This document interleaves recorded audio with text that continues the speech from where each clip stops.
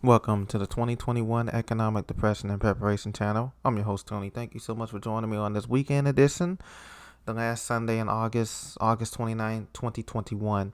Please be sure to subscribe for the latest financial news in the United States and sometimes beyond, and I appreciate your support during this time as well. Uh, Today, we're going to be talking about mortgage rates going up, while housing building new starts are going down. Global growth is slowing, and also about the Hurricane Ida situation going on in the southern Gulf Coast. There's many different disasters at any one moment. FEMA, our national agency that handles disasters, is handling over 600 disasters in any given year, and that's also going to be a black swan and continuing to hamper the recovery efforts of this economy. And so let's get right into it, guys. Today we have the mortgage rates hit the highest level in a month. Weekly demand drops. As you can see, the average rate for 30-year fixed mortgages increased to 3.06%, and that's up from 2.99% last week. We can expect that the mortgage applications will continue to rise for prospective home buyers, particularly for the millennial generation and those in the Gen Xers and those coming behind in the Gen Y generation as well. Homes are becoming single family and newly built homes are becoming scarce. Prices are rising. Townhomes, condominiums, mixed use, multifamily homes. The only things that these cities are building now in counties and townships and municipalities are, if you notice, these high-rise buildings, high-rise condos. Those contracts have already been fulfilled out for the next, say, 2 to 3, 4 years. And also the capital improvement projects for the gentrification in downtown and many of these cities where they're building these high-rise condos or high-rise mixed-use development with the bottom filled up with either restaurants or shops and the top has apartment living style quarters. But you notice the square footage is getting more expensive and the square footage is getting less. Even in a single family home, square footage is down 5 to 10% over the last 3 to 4 years, which is amazing. So you're getting less for your money, you're paying more. Real estate is getting high. Parcels of land is getting more and more tight and scarce. And this is all leading to a crisis, not only in just housing, but also in food, rent, utilities, and other bubbles that are primed to pop. You can see, and they did this report on MSNBC and CNBC. They were talking about home builder sentiment at lowest level since July 2020. That's just almost a little over a year and a month ago. And basically, mortgage applications, which makes sense because mortgage applications are only going to be primed for higher higher numbers if the rates are low, 0% or less, or 2% or less, and if jobs are availability. But at the same time, we have losing jobs. We're still losing about 250,000 jobs per week now in this economy. Global growth is slowing, and so it's a domino effect, both in the short term and long term and short term. Climate change, COVID, and ensuring supply chain disruptions have created a perfect storm. First, we have climate change. We have extreme heat out in the west and drought out in the west. In the east, we have abundance of moisture, no problem there. But we have also the heat and also the tropical conditions with the hurricanes and things of that nature that's coming into play. Supply chain disruptions can be with us through 2023. So remember, the media may paint a picture saying that we're on the road to recovery. Well, first of all, we haven't gotten out of Afghanistan. You know, that deadline is coming up on Tuesday. This is an aside to watch for.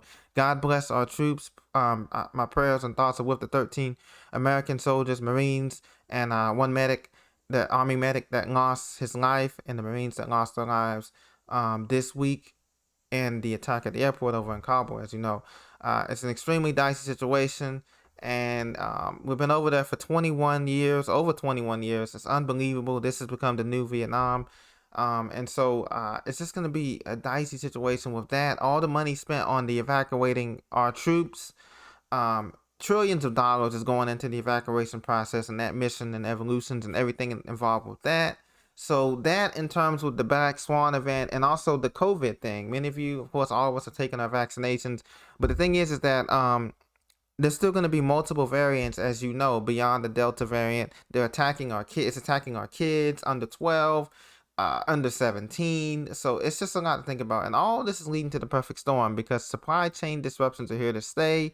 And so you may not be able to get certain supplies. You may not be able to get so many canned foods, so many canned goods, so many cases of water, so many filtration systems, so many generators, so many things that you may need. The time now is to get it now, before winter, before all these storms come through, because FEMA is mobilizing support to support Hurricane Ida. As you can see here, this just was released today from FEMA.gov, the official agency.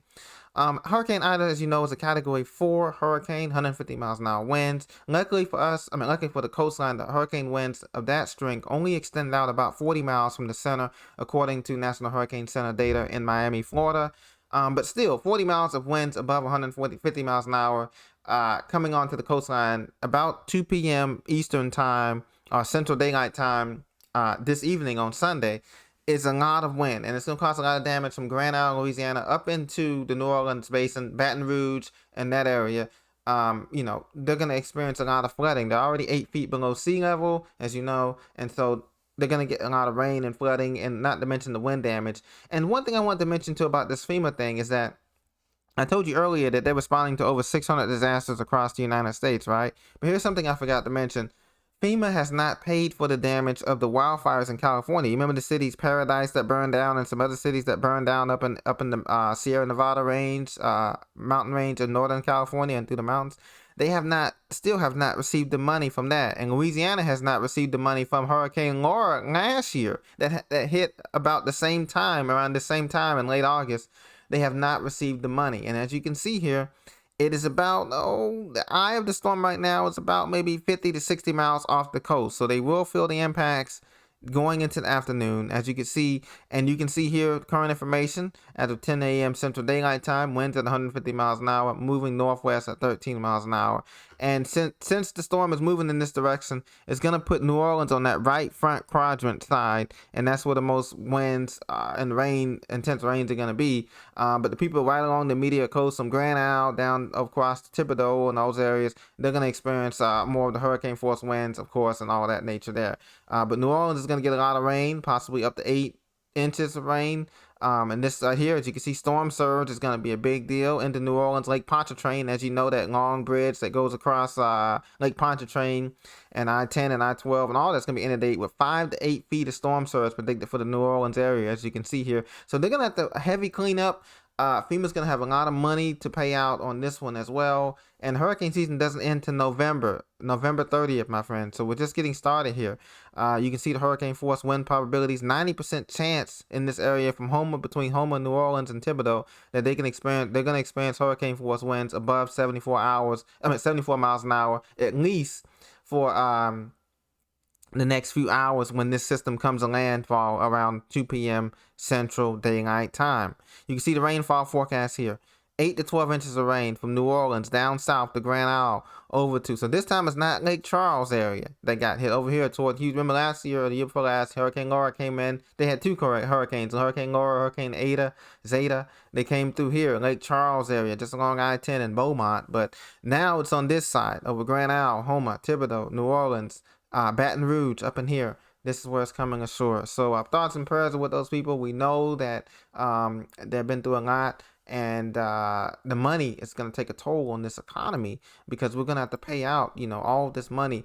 And New York City, the same way. A lot of people fled New York City, but now New York City has the highest rental prices in the nation, at above $2,300, $2,400 for a one-bedroom studio in some of these areas like Brooklyn and downtown Manhattan and Queens and Upper East Side, Upper West Side, the neighborhoods. So, and this is going to put pressure on everybody. And so my prayers and thoughts are with everybody out there. If you need to prepare, think about going to the stores every day. When you go to the store, think about, do I need more canned goods? Do I need more security? Do I need more preparations and plans? Because this is what we're going to be facing, shortages, as the supply chain is still going to be disrupted through 2023. And this is regardless if we get a handle on COVID or not.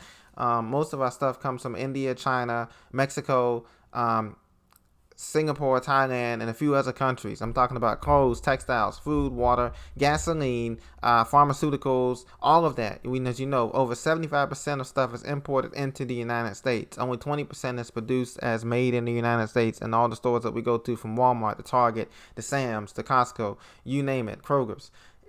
Most of the stuff you see in there is coming from other countries, which is great, but at the same time it's bad because they can put sanctions and stop us from getting these goods that we need so desperately over here because we're not manufacturing anything.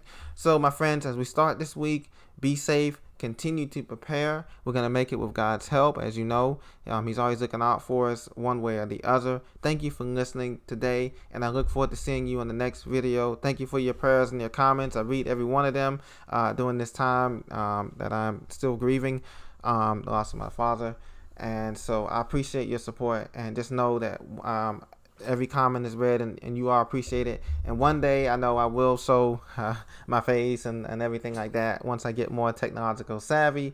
I'm still learning, and I'm still growing. So thank you for your support. I'll talk to you very soon. Take care. God bless.